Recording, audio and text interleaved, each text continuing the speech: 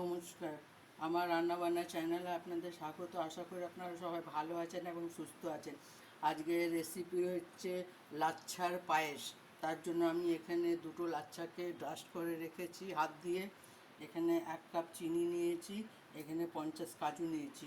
চলুন গ্যাসে আমি দুধটা বসিয়ে দিচ্ছি গরম করার জন্য। গরম করার জন্য এটাতে 3টে এলাচ দিয়েছি। এরপর আমি এটাতে 1 কাপ চিনি দিয়ে দেবো।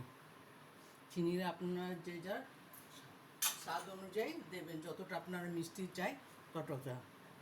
আমি বেশি মিষ্টি দেব না, আমি অল্পই মিষ্টি দেব, সেই কারণে আমি বেশি চিনি দিইনি।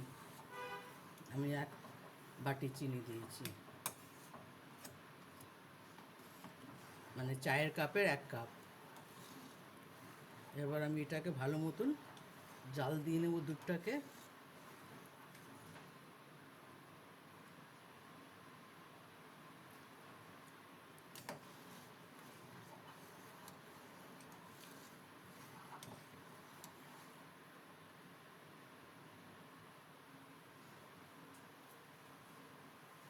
এরপর আমি লাচ্ছাটা দিয়ে দেবো।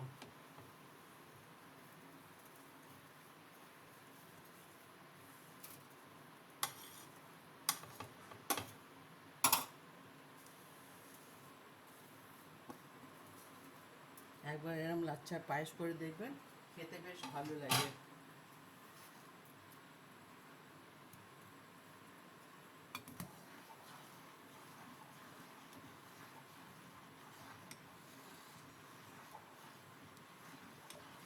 এইভাবে একটু নাড়াতে হবে।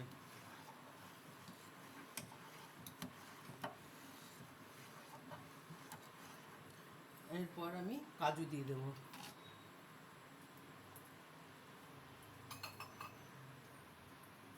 আপনারা চাইলে কিশমিশও দিতে পারেন, কিন্তু আমি কিশমিশ দেব না। এটাকে আমি ভালো মতন জাল দেব। দেখুন আমার লাচ্ছার পায়েসটা অলমোস্ট হয়ে এসছে। এটা করতে বেশিক্ষণ সময় লাগে না।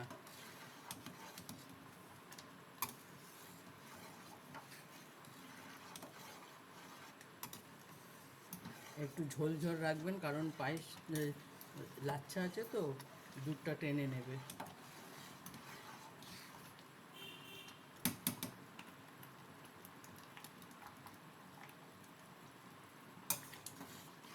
আমার লাচ্ছার পায়েস একেবারে রেডি।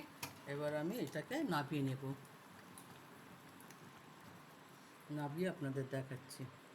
দেখুন আমার লাচ্ছার পায়েস অলমোস্ট তৈরি হয়ে গেছে। আপনারা এইভাবে একবার বানিয়ে দেখবেন কেমন হয়, আমাকে অবশ্যই কমেন্ট করে জানাবেন কেমন খেতে হয়। আমি এইভাবে অনেকবার করেছি, খেতে বেশ ভালো হয়।